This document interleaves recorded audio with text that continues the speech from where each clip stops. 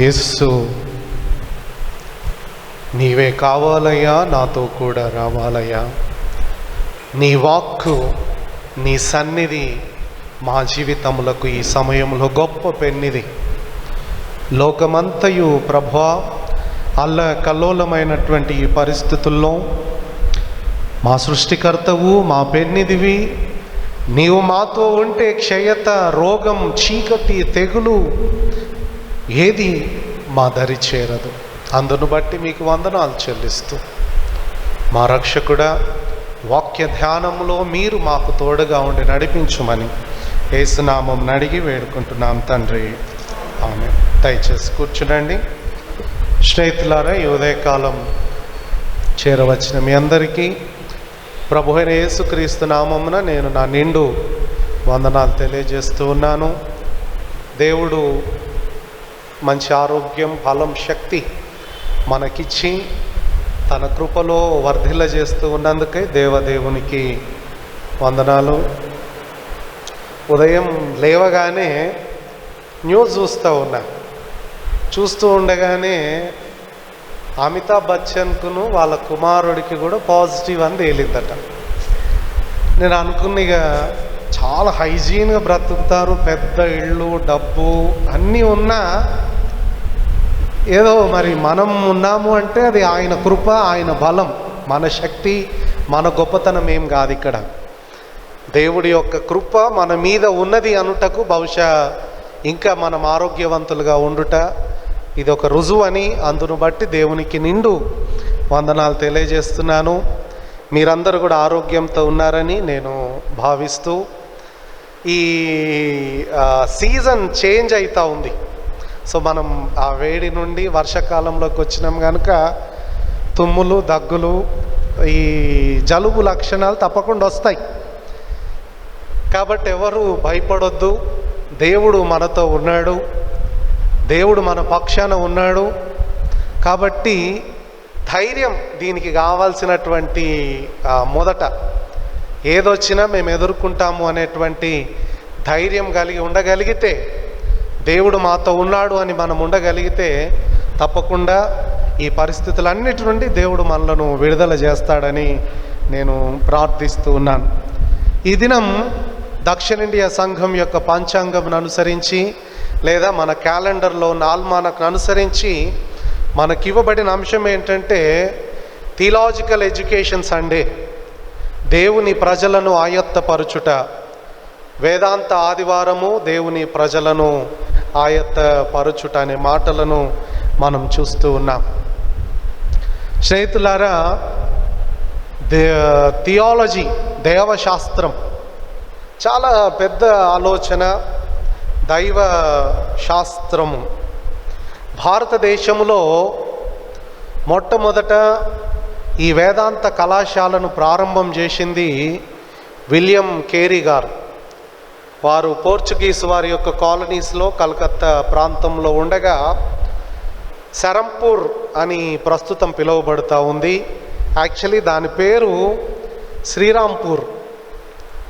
ఇక కొంతమంది చరిత్ర తెలియని వాళ్ళు ఏమంటారంటే వాళ్ళకు ఆ శ్రీ అని పిలవడం కూడా ఇష్టం లేక సెరంపూర్ అని మార్చినారని అంటారు.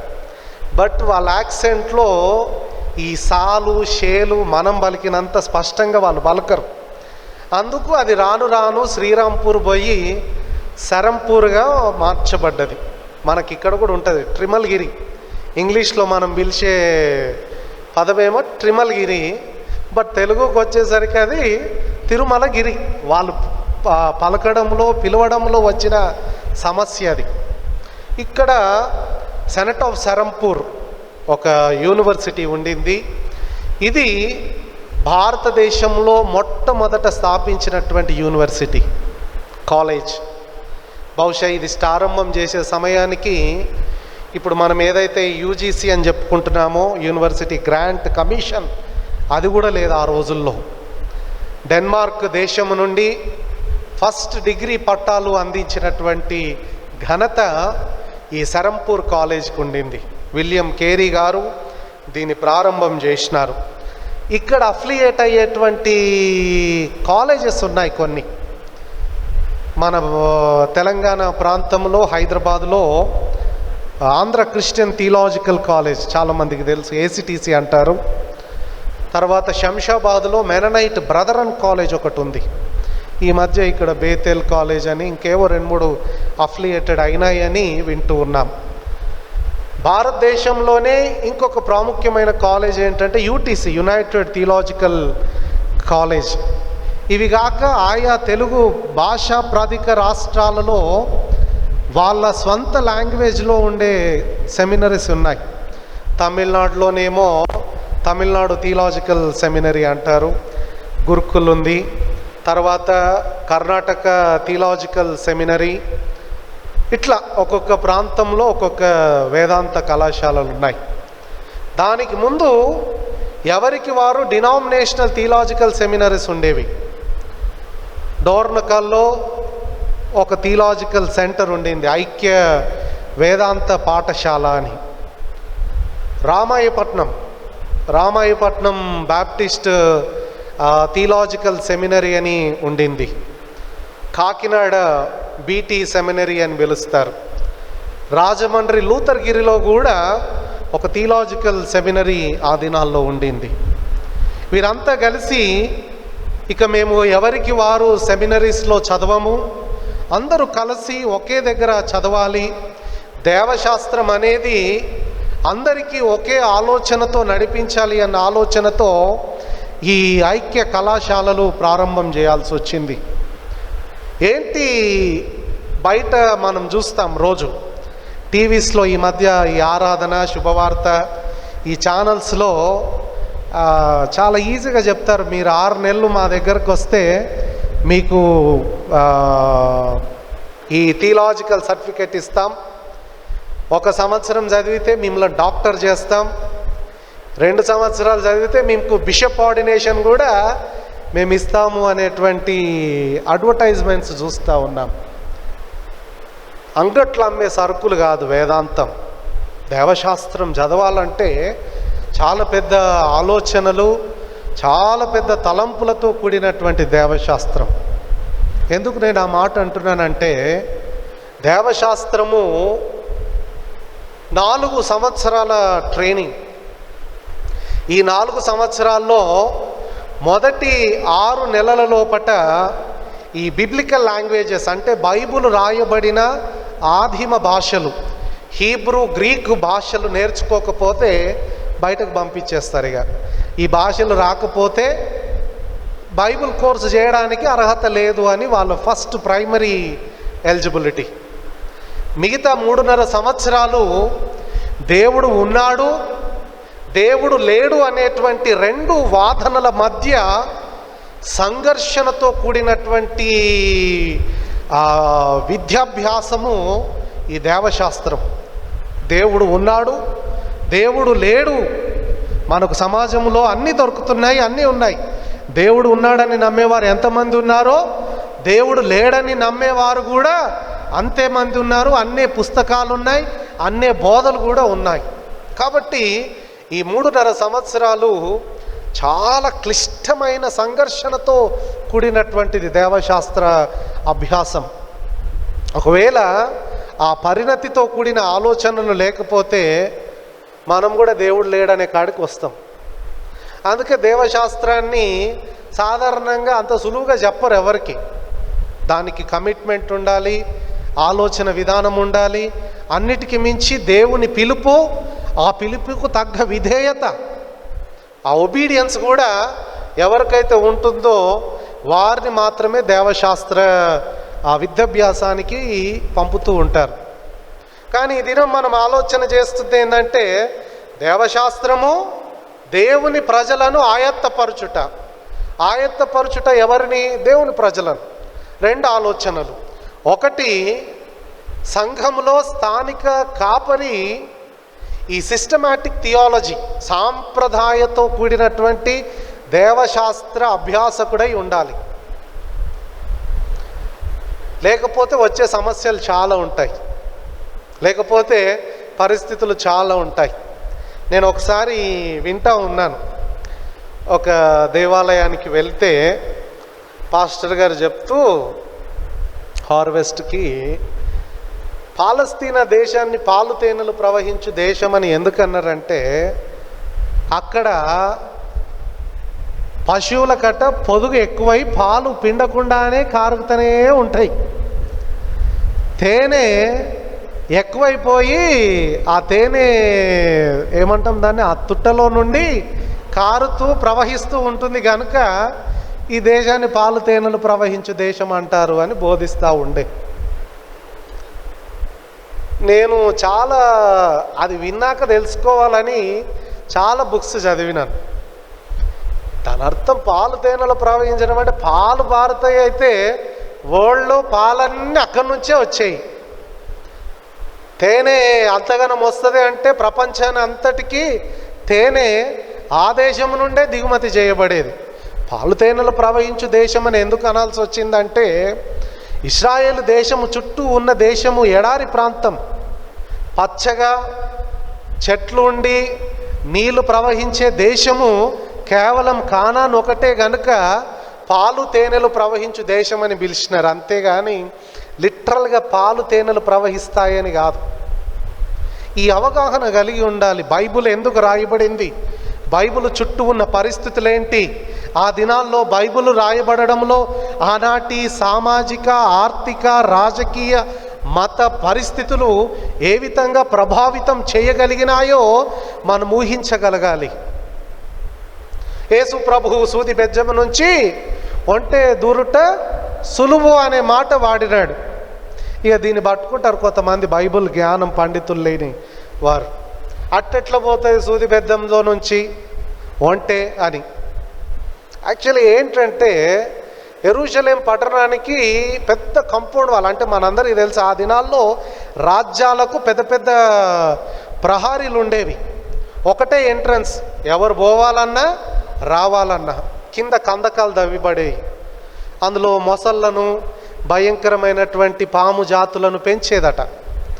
ఈ యెరూషలేం పట్టణానికి రాత్రులు గడులు వేసేయగానే ఇంకెవరన్నా రావాల్సి వస్తే, ఆ దేశం యొక్క ప్రజలు రావాలని అనుకుంటే వారికి సూది బెజ్జము అనే ఇంకొక సీక్రెట్ వే ఉండేది.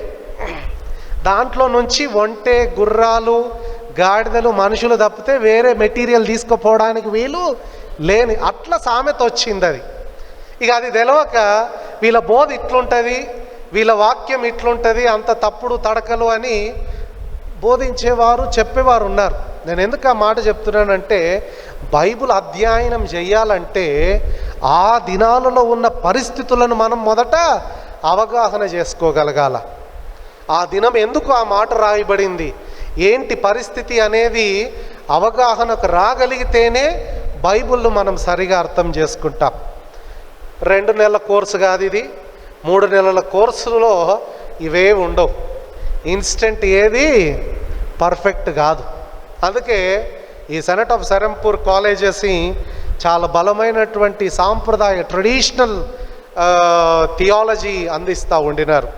దేవుని వాక్యం ఒక బేసిక్ స్టడీ చేయాలంటే 4 సంవత్సరాలు, ఇంకా మాస్టర్ స్టడీస్ చేయాలంటే ఇంకో 2 సంవత్సరాలు, పిహెచ్డి చేయాలంటే ఇంకొక 2-3 సంవత్సరాలు సుదీర్ఘమైన చదువు. ఇప్పుడేమో 6 నెలలకే డాక్టర్ చేసేస్తాం, 6 నెలలకే మీకు బిషప్గా చేసేస్తాం.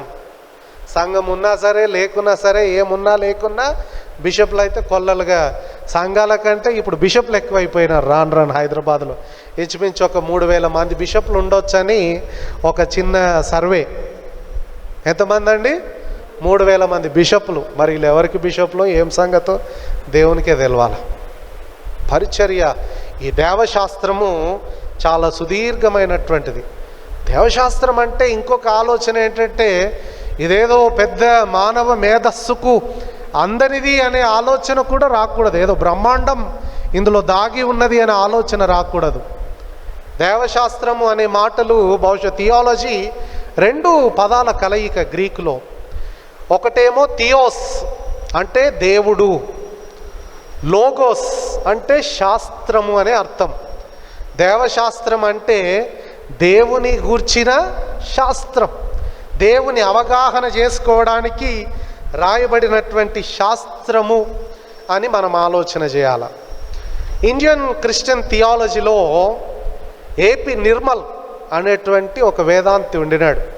చాలా గొప్ప దైవ జ్ఞానం కలిగినటువంటి వ్యక్తి. ఆయన ఈ దేవశాస్త్రాన్ని గురించి రాస్తూ పరిచయ పలుకులకు ఒక విషయాన్ని రాస్తాడు. దాని బహుశా నేను మీకు ఎట్లా అర్థం చేయాలనుకున్నానంటే, మనం ఇంట్లో ఉండగా చీకటి, రాత్రి కరెంటు పోతే ఏం చేస్తాం? ఇమీడియట్గా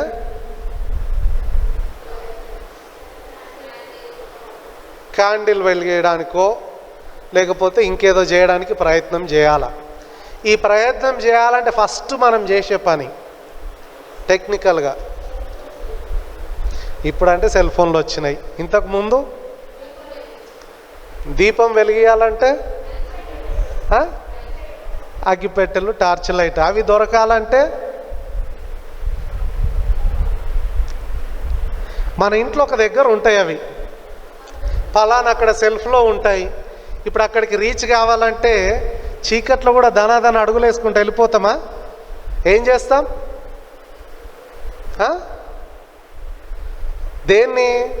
గోడను పట్టుకొని తడుముతూ మనకు రోజు తెలుసు కదా మన ఇంట్లో ఏమేమి ఉన్నాయో. ఈ తలుపు తర్వాత సెల్ఫ్ వస్తుంది, సెల్ఫ్లో 3వ వస్తువో 4వ వస్తువో క్యాండిలో టార్చ్. అంటే చీకట్లో వెతికే ప్రయత్నమే దేవశాస్త్రం యొక్క అనుభవం అని ఆయన జ్ఞాపకం చేస్తాడు. ఒక లైట్ కొరకు లేదా ఒక స్విచ్ కొరకు మనం ఇంట్లో ఎట్లయితే తడువులాడుతూ చేరాల్సిన గురి ఉందో, దేవశాస్త్రం కూడా అట్లాంటిదే. సరిగ్గా వెతికితేనే దేవుడు దొరుకుతాడు, లేకపోతే అయోమయానికి గురి కావాల్సిందే. ఏదో సామెత ఉంది, చదువు ఎక్కువైతున్నట్ట ఉన్నమతి పోయింది అని. దేవుని భయము, భక్తి, విశ్వాసం లేక దేవశాస్త్రం చదివితే అట్లనే ఉంటుందని నేను జ్ఞాపకం చేస్తూ ఉన్నాను. కాబట్టి తప్పకుండా దేవశాస్త్రం యొక్క అనుభవాన్ని మనం పొందుకోవాలి. మనకు రావాలంటే మనము ఈ దేవశాస్త్రముకు ఉపయోగపడుతున్నటువంటి కాలేజెస్ని, యూనివర్సిటీస్ని మనం ఎంకరేజ్ చేయాలి. మనం ఫైనాన్షియల్ సపోర్ట్ వారికి చేయాల్సినటువంటి అవసరం ఉంది. బహుశా పరిస్థితులన్నీ బాగుంటే క్యాజువల్గా ఈ థియలాజికల్ సండే ఆఫరింగ్స్ అన్నీ మనం కాలేజెస్కి పంపుతాం. కానీ ఇప్పుడు ఆ పరిస్థితి లేదు కనుక బహుశా ఆదివారం ఏదో ఆచరించడం లేదు. కాకపోతే థియలాజికల్ కాలేజ్ ట్రైనింగ్ చాలా ఎక్స్పెన్సివ్. ఒక్క ఇయర్కి 1 lakh ఒక క్యాండిడేట్కి.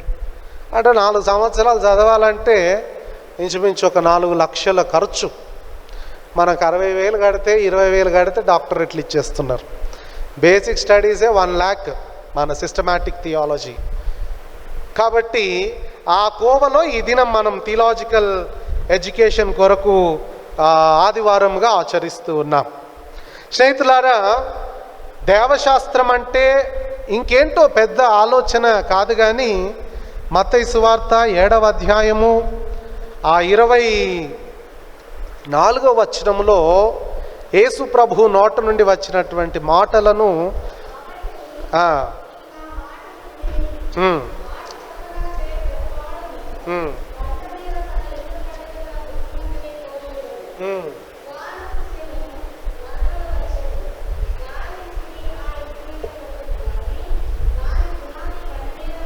యేసుక్రీస్తు ప్రభు చాలా గొప్ప బోధకుడు. ఆయన చాలా చక్కటి వాక్యోపదేశం చేయగలిగినటువంటి వ్యక్తి.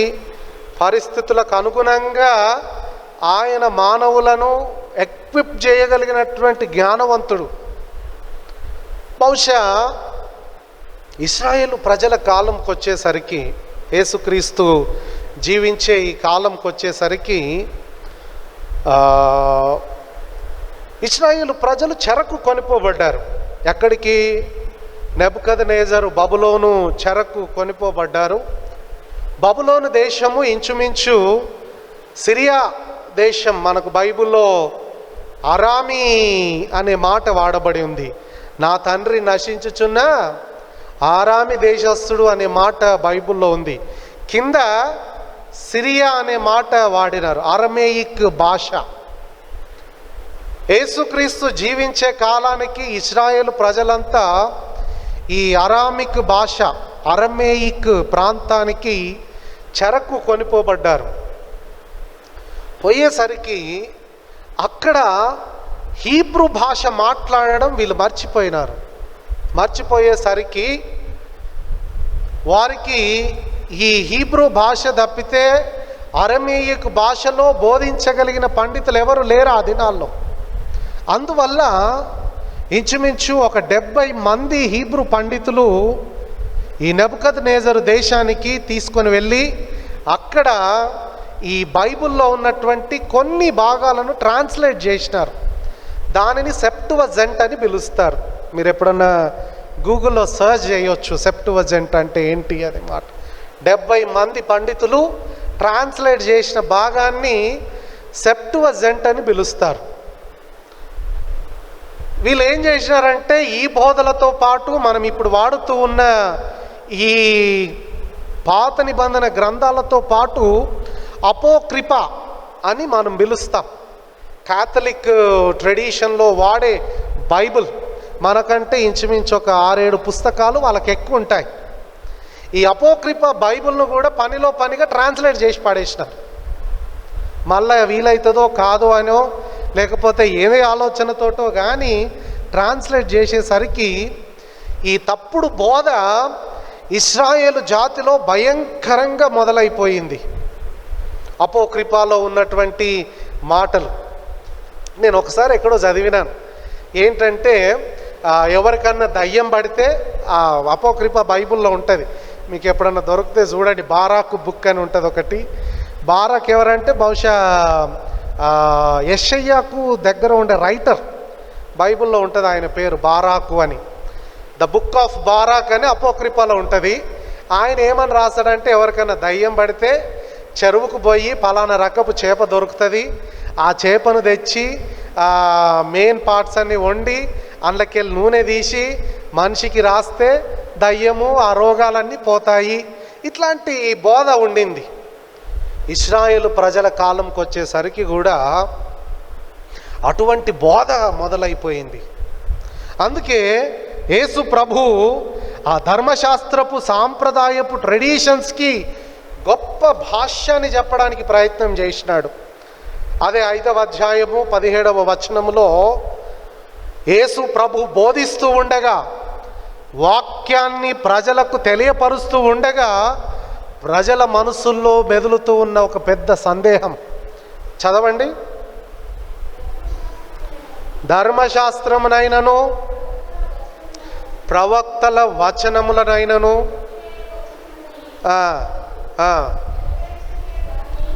యేసు ప్రభు యొక్క బోధ విన్నటువంటి ప్రజలకు మనసుల్లో ఆలోచన ఇదేంది, మేమెన్నడూ వినని సంగతులు ఈయన బోధిస్తున్నాడు, మాకింతవరకు ఒకలాగా చెప్పారు, మాకిప్పటి వరకు ఒక భాష్యం చెప్పబడింది, మాకింతవరకేమో మా బోధకులు, మా రబ్బీలు, మా ధర్మశాస్త్రోపదేశకులు అంతా ఒకటి చెప్తే యేసు ప్రభువేమో ఇంకేదో కొత్తది చెప్తున్నాడు అనేటువంటి ఆలోచన ప్రజలకు కలిగింది.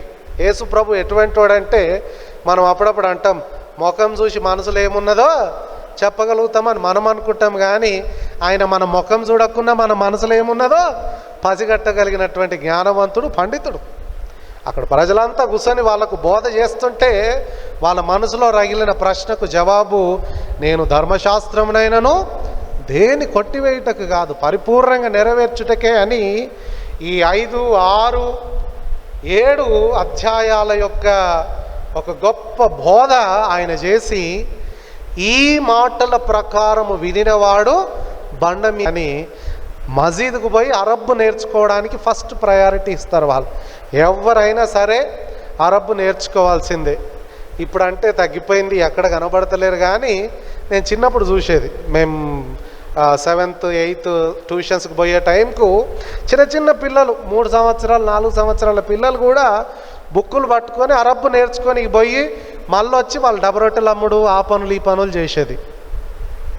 మన కుటుంబాల్లో దేవుని వాక్యం చదవడం నేర్పడం లేదు తల్లిదండ్రులు. రోజు బైబిల్ చదవాలి అన్నటువంటి ట్రెడిషన్ పిల్లలకు నేర్పడం లేదు. కానీ ఇన్స్టెంట్గా వచ్చేటువంటి థియాలజీ నేర్చుకోవడానికి మాత్రం కుతూహలపడతా ఉన్నారు. మేము కూడా అప్పుడప్పుడు చాలామంది చెప్తూ ఉంటారు. ఒక ఆయన ఉండే ఎప్పుడు ఆయన కూడా థియాలజీ చేసిండట. నేను ఒక 50 మంది కుటుంబాలకు 60 మంది వచ్చే గుడికి ఉండింటి పాస్టర్గా. ఆయన ఓ రోజు సర్టిఫికెట్లు అన్నీ పట్టుకొచ్చి, పాస్టర్ గారు నేను కూడా ట్రైనింగ్ చేసిన, నేను మీకు హెల్ప్ చేయడానికి ఐఎమ్ రెడీ అంటే, నేను మరి నేనే కింద కూర్చుంటా, నువ్వు మీద కూర్చో, నాకే పని లేదంటే నువ్వు నాకు హెల్ప్ చేయడానికి ఏమొచ్చినావులే, వద్దులే, నీ ట్రైనింగ్ ఏదో నీ దగ్గర కూర్చో నువ్వే అని చెప్తే, ఒకరోజు ఒక ట్రిబ్యూట్స్ చెప్తా ఉండినాడు ఒక చనిపోయిన కుటుంబంలో. చెప్తూ దేవుడు ఆదామును మట్టి నుండి తీసినాడు. మట్టి ఎట్లుంటుంది, కొంచెం డార్క్ కలర్లో ఉంటుంది. డార్క్ కలర్ గుర్తుపెట్టుకోండి అని చెప్తా ఉండే. సరే ఏం చెప్తాడో ఈయన నన్ను చూస్తుంటే, మళ్ళా కొంచెం సేపటికి దేవుడు 40 సంవత్సరాల 40 దినాల జలప్రలయం తర్వాత ఫస్ట్ విడిచిపెట్టిన పక్షి ఏది? కాకి. ఎట్లుంటుంది అది? నల్లగా ఉంటుంది. ఆ రోజు చనిపోయిన ఫ్యామిలీ వాళ్ళంతా బ్లాక్ కలర్. సో దేవునికి ఇష్టమైన రంగు నలుపు. మిమ్మల్ని కూడా దేవుడు ఇష్టపడుతున్నాడు అది ఇదని చెప్పేసరికి కుటుంబ సభ్యులు లేచి, ఏం మాట్లాడుతున్నావు, తెలివి ఉన్నదా లేదా? అది అంటే దేవశాస్త్రం యొక్క అవగాహన లేకపోతే, సిస్టమాటిక్ థియాలజీ నేర్చుకోకపోతే ఇట్లాంటి ఆలోచనలే వస్తూ ఉంటాయి. అందుకే యేసు ప్రభు చెప్తున్నాడు, మీరు వేరే ఏవి చదవవసరం లేదు, నా మాటలు వింటే చాలు, నా వాక్యం చదివితే చాలు. మనకు అదే దేవశాస్త్రం. దేవుని గురించి జ్ఞానం ఎక్కడ దొరుకుతుంది అంటే బైబిల్లోనే. ఇది చదివితే చాలు, దీన్ని కంఠస్థం చేస్తే చాలు, దీనిలో ఉన్న ప్రకారం జీవిస్తే చాలు. కానీ కాలేజెస్లో జాయిన్ కావాల్సిన అవసరం లేదు, పెద్ద పెద్ద ఇంకేవో మనము చేయాల్సిన అవసరం లేదు. ఇది ఇడిచిపెట్టేస్తాము, ఇన్స్టెంట్గా దొరికేటి మాత్రమే చదవడానికి ప్రయత్నం చేస్తాం. కాబట్టి ఈ దినం తప్పకుండా నేను జ్ఞాపకం చేస్తున్నాను, దైవ జ్ఞానం అంటే దేవుని వాక్యమే. దేవుని వాక్యం చదివితేనే దైవ జ్ఞానం మనకు అందించబడుతుంది. ఇక రెండవది, దేవుని గూర్చి అవగాహన చేసుకోవాలంటే కూడా ఈ దైవ జ్ఞానము మానవులకు అవసరం.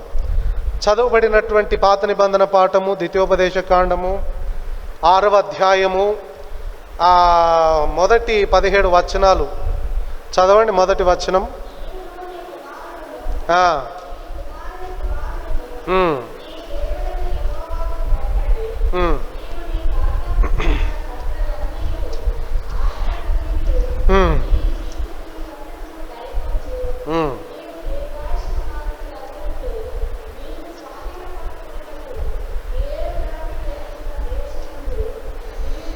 ఇది ఇశ్రాయేలు ప్రజలు 40 సంవత్సరాల ప్రయాణము తర్వాత కానాను దేశానికి చేరాల్సిన సమయం వచ్చేసరికి మోషే ఇశ్రాయేలు ప్రజలందరినీ రెండవసారి జరిగిన సంగతులను బోధించడానికి కూర్చోబెట్టాడు. ద్వితీయోపదేశం అంటే రెండవసారి ఉపదేశించుట, డ్యూటరానమీ అనే మాట మనం చూస్తాం. ఎందుకు రెండవసారి ఉపదేశించాల్సి వచ్చింది? ఎందుకు వచ్చింది? ఎందుకండి?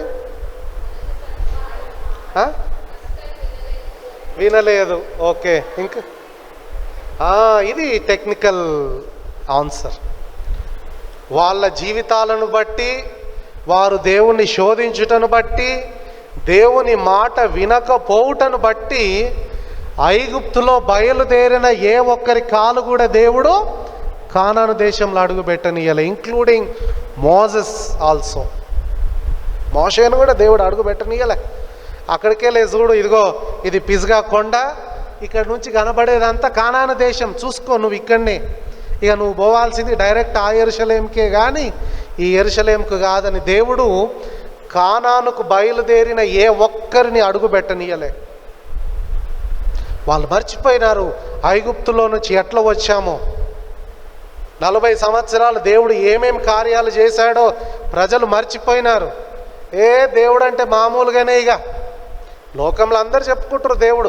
కానాను దేశంలో మరీ దేవుడు అంటే విలువే లేదు. ఎందుకంటే వాళ్ళకు ఒక్కొక్క దానికి ఒక్కొక్క దేవత, ఆహారానికి ఒక దేవత, సంతానానికి ఒక దేవత, ఎండకు ఒక దేవత, సూర్యుడికి ఒక, ఇట్లా దేనికి పడుతుంది దానికి.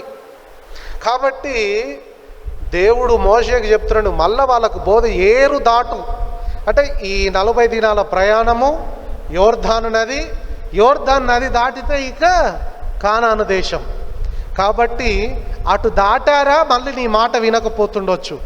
ఈరోజే వారికి బోధించంటే మళ్ళీ మోషే వారికి బోధిస్తూ ఉన్నాడు, మీరు ఏరు దాటి వెళ్ళు దేశములో నేను చెప్పబోయే సంగతులు. 4వ వచనం చదవండి.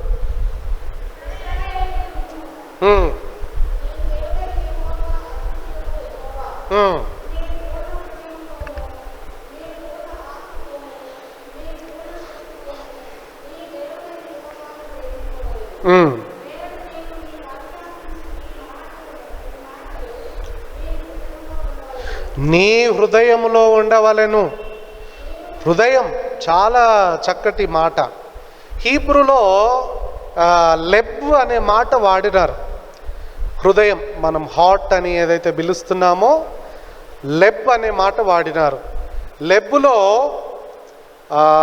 రాయడమేమో మనము రైట్ నుంచి రాస్తాం హీబ్రూ లాంగ్వేజ్, చదవడం లెఫ్ట్ నుంచి చదువుతాం. అరబ్ ఎట్లయితే చదువుతారో, ఉర్దూ ఎట్లా చదువుతారో హీబ్రూను కూడా మనం ఇటు నుంచి చదువుతాం. లెబ్ ఎల్ రాయడానికి హీబ్రూ లాంగ్వేజ్కి ఉన్న స్పెసిఫిక్ ఏంటంటే చివరి పదాలు ఎప్పుడు కూడా నకార పొల్లుతోటే ఉంటాయి. లెబ్, లామెద్, జావ్, వావ్, షిన్ ఇవన్నీ హీబ్రూ ఆల్ఫబెటిక్స్. లెబ్ ఫస్ట్ బే రాస్తారు. బే ఎట్లుంటుందంటే సైన్ లాంగ్వేజ్లో ఈ మన గడప కమ్ములు ఉన్నాయి కదా తలుపులకు, యూ షేప్కి సగం తీసేస్తే ఎట్లయితే ఇట్లుంటే దాన్ని బేత్ అంటారు. బేత్ అంటే దేవుని ఇల్లు అని అర్థం. తర్వాత లామేద్ రాస్తారు, లెబ్ ఆ లేకు. ఇల్లు ఎట్లా రాస్తారంటే షెపర్డ్స్కి ఉండే కట్టె ఉంటుంది, ఎప్పుడైనా గమనించటారు, కొంకి ఉంటుంది ఇట్లా వంగి. ఎందుకు ఆ కట్టెలు వాడతారంటే అప్పుడప్పుడు అవసరమైతే మేకలకు, పశువులకు దాన అందకపోతే కొమ్మలు ఇట్లా వంచడానికి వాడేది. దాన్నే బైబిల్లో కూడా షెపర్డ్స్ వాడిన దాన్ని దుడ్డు కర్ర అని పిలిచినారు. 23వ కీర్తనలో దావీదు వార్త రాస్తాడు, నీ దుడ్డు కర్రయు నీ దండము. ఆ స్టాఫ్ దేవుని అధికారములకు సూచన. ఇది హీబ్రూ భాషలో ఇక్కడ స్పెసిఫిక్గా నీ హృదయములో ఉంచుకొనవలెను అంటే అన్ని హృదయాలు కాదు, నీ హృదయమే దేవుని ఆధీనంలో ఉండాల. దేవుడు కట్టెబట్టుకొని ఎట్లయితే నడిపిస్తున్నాడో అట్లాంటి మనస్సుగా నీవు ఈ మాటలు ఉంచుకోవాలి అని ద్వితీయోపదేశ కాండంలో మోషే భక్తుడు రాస్తూ ఉన్న మాటలు. 3 విషయాలు, 3 మాటలు ఇక్కడ నేను జ్ఞాపకం చేస్తాను. ఒకటి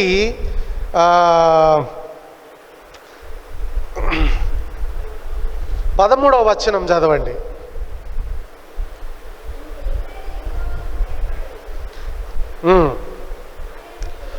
మొదట మీరు గుర్తుంచుకోవాల్సింది ఏంటంటే మీ దేవుడైన యెహోవాకు భయపడండి. మీకు అర్థమైతలేదు దేవుడు అంటే ఏంటో, జాగ్రత్త సుమి. ఆయన మాట వినకపోతే భయంకరమైన కోపము చూపెట్టగలిగిన వాడు. ఇశ్రాయేలు ప్రజలు మోషే మీదికి సనుగు కొనగా తాపకర సర్పాలను పంపి నాశనం చేసినటువంటి దేవుడు మనుషులను. ఆయన భయంకరుడు. ఆయనకు చెందాల్సిన మహిమ ఇంకా ఎక్కడ కూడా రాజీ పడే దేవుడు కాడు గనక మీరు ఆయనకు భయపడండి. తర్వాత 16వ వచనం చదవండి.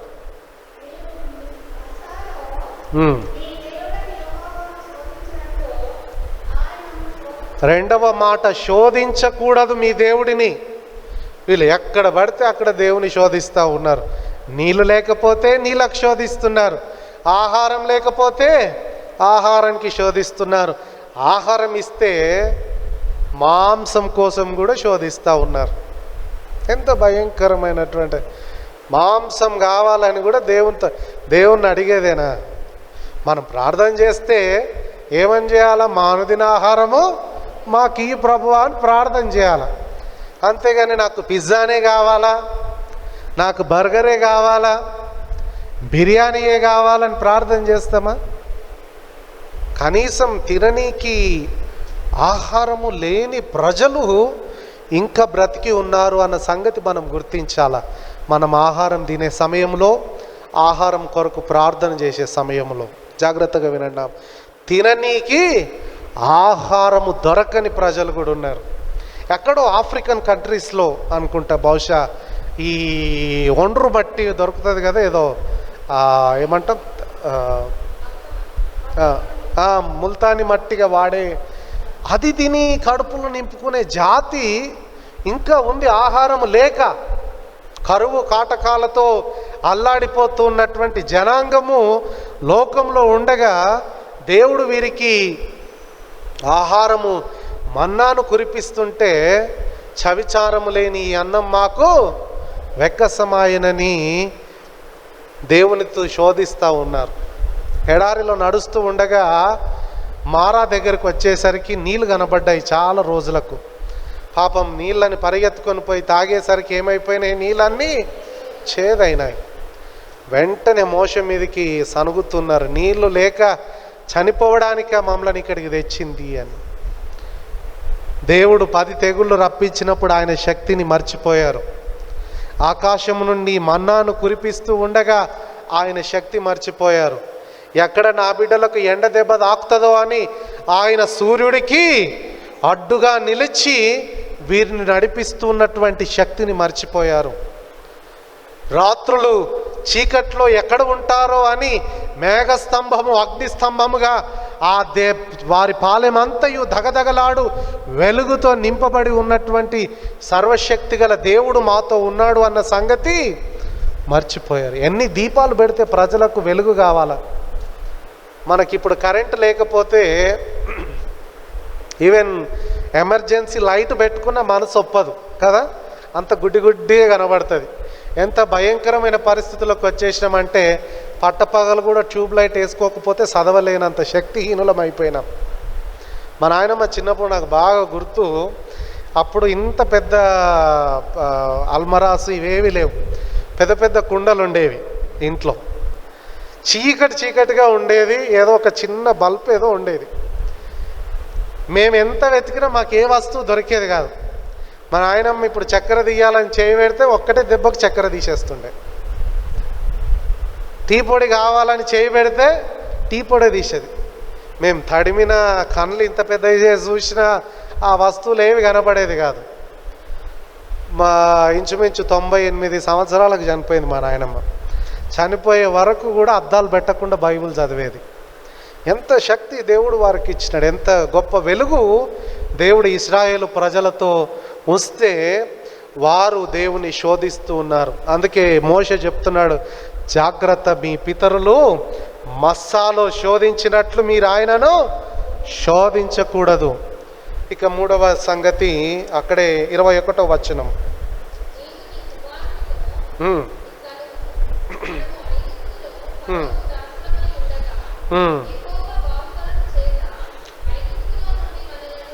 యెహోవా బాహుబలము చేత ఐగుప్తులో నుండి మనలను వీళ్ళు ఏమనుకుంటున్నారంటే మేమే వచ్చేసాము ఐగుప్తు దేశం నుండి బయటకు అని ఊహించుకుంటున్నారు. మా పితరులు యుద్ధాలు చేసినారట, మా పితరులు పోరాడినారట, మా పితరులు ఎరికో గోడలు కూలగొట్టినారట, మా పితరులు ఆయా రాజులతో యుద్ధాలు చేసినారట, చేసి మమ్మలను కానాను దేశానికి తీసుకొని వచ్చారని కథలు చెప్పుకోవడం మొదలుపెట్టినారు. మోషే చెప్తున్నాడు, జాగ్రత్త స్వామి, మీ పితరులు కాదు, యెహోవా తన బాహుబలము చేత మిమ్మును ఐగుప్తులో నుండి వెలుపలికి రప్పించెను. ఎంత ఓపికతో దేవుడు ఫరోతో వాదిస్తాడు. ఎక్కడ కూడా దేవుడు ఫరోను నిష్కారణంగా నాశనం చేయలే. ఓపికతో చెప్తున్నాడు, అయ్యా నా ప్రజలను పోనివ్వు. ఒకసారి వినలేదు, రెండవసారి వినలేదు, మూడవసారి వినలేదు, నాలుగవసారి వినలేదు, ఐదవసారి వినలేదు, 10 సార్లు దేవుడు మానవుని దగ్గర ఓపికతో మాట్లాడి ఇశ్రాయేలు ప్రజలను తన బాహుబలము చేత బయటకు రప్పించెను. మర్చిపోయినారు వారి చరిత్ర. నేను ఈ మాట చదువుతుంటే రాత్రి అదే అనుకున్నా, మనం కూడా ఈ దినం బ్రతుకుతున్నామంటే యెహోవా యొక్క బాహుబలం. ఆయన మనలను కాపాడుతున్నాడు, ఆయన మనలను సంరక్షిస్తున్నాడు కనుకనే ఇదిగో ఈ దినం సజీవులుగా ఉండగలిగినాం. 10వ వచనంలో చెప్తున్నాడు దేవుడు వారిని పోషించిన విధానం. చదవండి.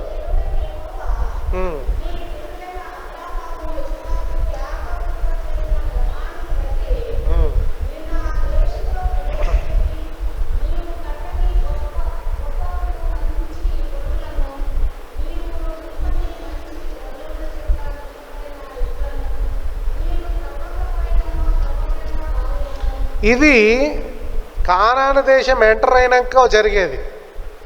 ఈ 40 సంవత్సరాల ప్రయాణంలో దేవుడు వీరిని పోషించిన విధానం కూడా ఉంది. ద్వితీయోపదేశకాండము 29వ అధ్యాయము 5వ వచనం చదవండి. 29 5వ వచనం.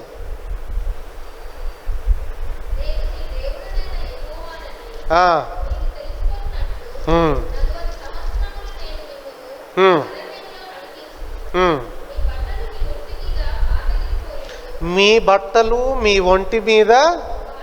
దీన్ని బట్టి నేను ఏమర్థం చేసుకుంటే బట్టలు ఇక బహుశా ఉతికిన సందర్భం కూడా ఉందో లేదో, కానీ ఏమైందట, మీ బట్టలు మీ ఒంటి మీద పాత గిల్లలేదు,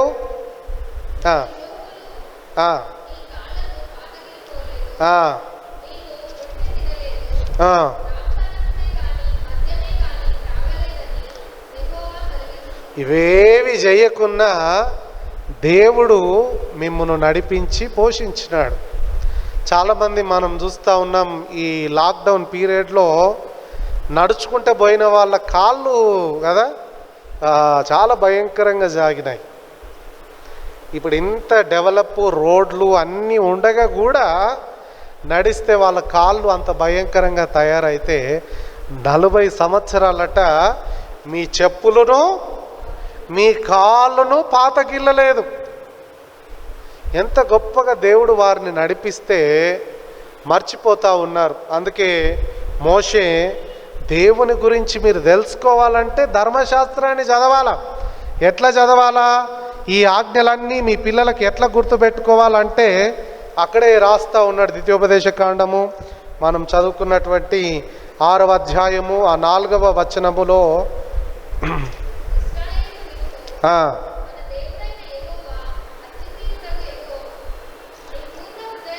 7వ వచనం చదవండి నేరుగా. నీ కుమారులను కుమార్తెలకు వాటిని అభ్యసింపజేసి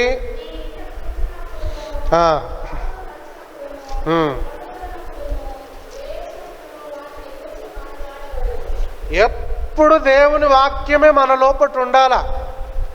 కూర్చుండునప్పుడు, లేచినప్పుడు, పడుకుంటున్నప్పుడు, భోజనం చేస్తూ ఉండగా ఏది చేసినా దేవుని వాక్యము నీ కుమారులకు నేర్పాలి.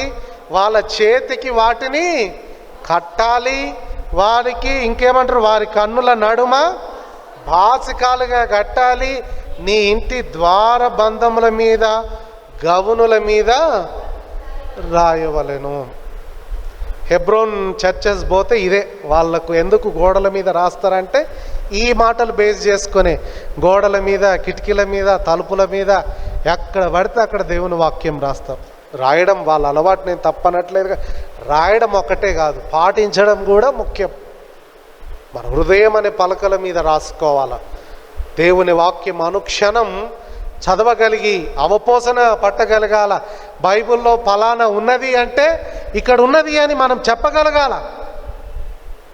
అది లేకే బైబిల్లో ఎన్ని బుక్స్ ఉన్నాయంటే టక్కున రాదు మనకు. ఎన్ని ఉన్నాయండి? 66. Very good. కీర్తనలు ఎవరెవరు రాసినారు?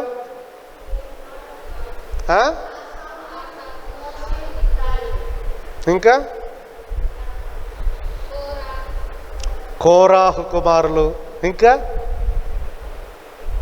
సోలమన్ కదా. బైబిల్ గూర్చి ఆ కామన్ ఇన్ఫర్మేషన్ అట్లీస్ట్ మన మనస్సుల్లో ఉండగలగాల, వాక్యంలో చదువుకోగలగాల. వాక్యాన్ని గుర్తు పట్టగలగాల.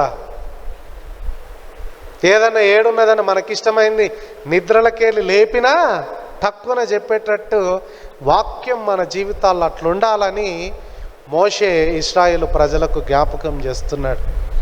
ఆదివారం తీస్తే మళ్ళా ఆదివారం పొద్దున దీన్ని దుమ్ము దులపాల్సిన పరిస్థితి ఇండ్లల్లా బైబిల్లో కదా. మిగతా రోజులు బైబిలు తీయనీకే రాదు, టైం సరిపోని పరిస్థితి. అప్పుడప్పుడు మనకు పేజెస్ త్వరగా దొరకవు ఇట్లా ఇట్లా ఇట్లా అని. ఎందుకంటే దాన్ని బట్టి మనం ఏమర్థం చేసుకోవాలంటే వీళ్ళు దినం ఇంట్లో బైబిల్ చదువుతలేరు అని. బైబిల్ పేపర్లకున్న ఒక విశిష్ట లక్షణం ఏంటంటే మనం పేపర్ తెరిచిన ప్రతిసారి పేపర్ కొంచెం లావ్ అవుతుంది. మన స్వెట్ దానికి తగిలి పేపర్ ఈజీగా ఓపెన్ కావడానికి అవకాశం దొరుకుతాయి. వెతుకుతూ ఉంటారు, తీస్తూ ఉంటారు. దాని అర్థం ఏంటంటే గుడికి వస్తేనే బైబిల్ తెరుచుడు పరిస్థితి. జాగ్రత్త సుమి. దేవుని వాక్యము అనునిత్యము చదవగలిగిన వారమై ఉండాలి. ఇక రెండవది, దేవుని గురించితో పాటు మన గురించి మనము తెలుసుకొని క్రీస్తు కొరకు జీవించడానికి దేవశాస్త్రం, దైవ జ్ఞానం అవసరమై ఉన్నది. ఎఫెసీ పత్రిక 4వ అధ్యాయము 13వ వచనాన్ని చదవండి.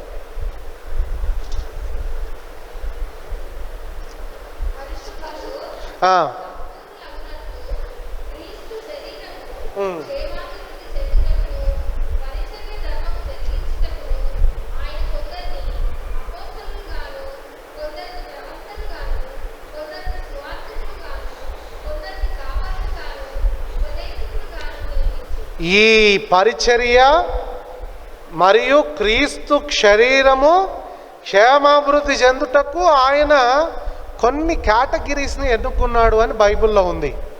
ఈ దినం నేను దానికి ఇంకొకటి అటాచ్ ఏం చేస్తానంటే, వీరితో పాటు సంఘ సభ్యులను కూడా దేవుడు ఎన్నుకున్నాడు. ఈ సంఘము అనే ఈ పరిచర్య, ఈ శరీరము క్షేమాభివృద్ధి పొందుటకు సంఘమును కూడా దేవుడు ఎన్నుకున్నాడు.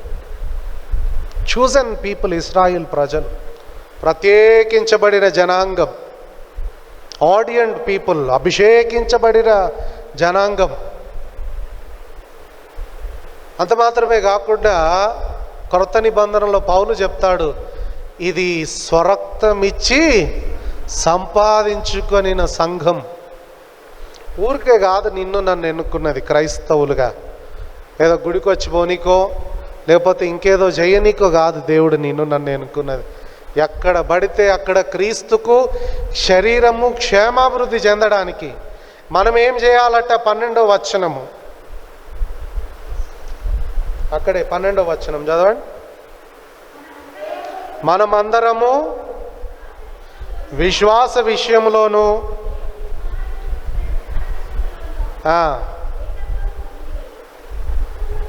సంపూర్ణ పురుషులు కావాలా. పురుషులని ఉంది కానీ ఫుల్ పర్సన్ అంటే మనిషి, వ్యక్తిత్వము అనే మాట వాడబడింది. పర్సన్ అనే మాట ఇంగ్లీష్ వర్షన్లో వ్రాయబడింది. ఆ సంపూర్ణత ఎక్కడి వరకట? చదవండి. ఇక అనగా క్రీస్తుకు కలిగిన సంపూర్ణతకు సమానమైన సంపూర్ణత మనకు రావాలా. ఇది దేవుడు నిన్ను నన్ను ఎన్నుకున్నది, దేవుని కొరకు సాక్షిగా మనల్ని ఏర్పాటు చేసుకున్నది. సమస్య ఏంటంటే మనం ఇంకా పదాజ్ఞల దగ్గరనే ఉన్నాం. మనం ఇంకా ఆత్మఫలాల ప్రాక్టీస్లోనే ఉన్నాం. మనం ఇంకా ప్రేమాజ్ఞలలోనే ఉన్నాం. అవే నేర్చుకో. పౌలు అంటాడు, ఇంకెంతకాలం నేను మిమ్మను పాలతో పోషించాలి. బలమైన ఆహారం ఎప్పుడు మీరు తినేది, ఎప్పుడు అరిగించుకునేది, ఎప్పుడు నేను బోధించేది. ఇంకా కోపాలు, తాపాలు, వర్గాలు, విభేదాలు, ఇవన్నీ ఇదే సంపూర్ణత లేని మనుషులకు సాదృశ్యాలు. కావున స్నేహితులారా, దేవుడు తన కొరకు మనల్ని ఎన్నుకున్నాడు అని నేర్చుకోవడానికి వాక్యమును చదవగలగాలి. పౌలు చెప్తాడు, ఇదిగో నాకు చావైతే లాభం. బ్రతుకుట క్రీస్తే. ఆ వ్యక్తిత్వము మన జీవితాల్లో రాగలగాల. ఇంకా ప్రాథమిక పాఠాలలోనే ఉన్నాం, ప్రాథమిక పరిస్థితుల్లోనే ఉన్నాం. ఇంకా ఈ స్థితిగతుల్లోనే ఉండగలిగితే సమాజానికి మనం ఎప్పుడు సాక్షులుగా జీవించగలుగుతామో ఆలోచన చేయాల. కావున ఈ పరిస్థితుల్లో, ఈ భయంకరమైనటువంటి స్థితిగతుల్లో దేవుని వైపు మనం చూడగలిగే వారముగా, దేవుని కొరకు నమ్మకమైన సాక్షులుగా ఉండగలిగే వారముగా ఉండాలని నేను జ్ఞాపకం చేస్తున్నాను. దేవశాస్త్రం అంటే బైబిల్ చదివితే చాలు, మనకు బైబిల్ కంఠోపాఠంగా నేర్చుకుంటే చాలు. బైబిల్ను నేర్చుకొని బైబిల్ ఆచరణలో పెడితే మన జీవితాలకు అదే గొప్ప భాగ్యం. బైబిల్కు మించి గ్రంథం ఇంకొకటి లేదు. బిబ్లియోస్ అనే మాట వాడినారు బైబిల్కి. అంటే పుస్తకాలకే పుస్తకం ఇది అనే మాట. బైబిల్ మనకు తెలుగులో చాలా ఈజీగా పిలుస్తున్నాం, పరిశుద్ధ గ్రంథం అని ఈజీగా పిలుస్తున్నాం. కానీ గ్రీక్ మాట ఏంటంటే పుస్తకాలకే ఇది పుస్తకం, రిసోర్స్. అంత గొప్ప పుస్తకం ఇది. దీన్ని నేర్చుకొని చదివి దేవుని గురించి తెలుసుకొని ఈ లోకములో క్రీస్తుకు సాక్షులుగా బ్రతకగలిగితే అంతకంటే గొప్ప భాగ్యం ఇంకోటి మన జీవితాల్లో బహుశా ఉండకపోతుండొచ్చు. దైవశాస్త్రం చదవాల్సిన అవసరం లేదు. అంతకు మించి ఈ 6 నెలల 3 నెలల డిగ్రీలు, లేకపోతే డాక్టరేట్లు, బిషప్పులుగా మేము కూడా థియలాజికల్ ట్రైనింగ్ చేసినామని చెప్పుకో అవసరం లేదు. ఉండాలి, అది కూడా నేర్చుకోవాలి. కానీ సిస్టమాటిక్, ఏది ఖచ్చితము, ఏది నిఖచ్చితము, ఏది తప్పు, ఏది సరి అనేది మనము గుర్తించగలిగే ఆ బ్రాడ్ ఆలోచనలతో ముందుకు సాగుటకు దేవుడు మనలను, మన సంఘాలను, థియలాజికల్ సెమినరీస్ అన్నిటినీ దీవించునుగాక. ఆమేన్. ప్రార్థన చేసుకుందాం. ప్రేమపూర్ణుడవైన దేవా, మా ప్రియ పరలోకపు తండ్రి, మీ పాదములకు స్తుతులు స్తోత్రాలు. ఈ ఉదయకాలం మీ వాక్యం విన్న మమ్మల్ందరినీ ప్రత్యేకంగా దర్శించి మీ కృపలో దీవించుమని యేసు నామమున అడిగి వేడుకుంటున్నాం తండ్రి. ఆమేన్.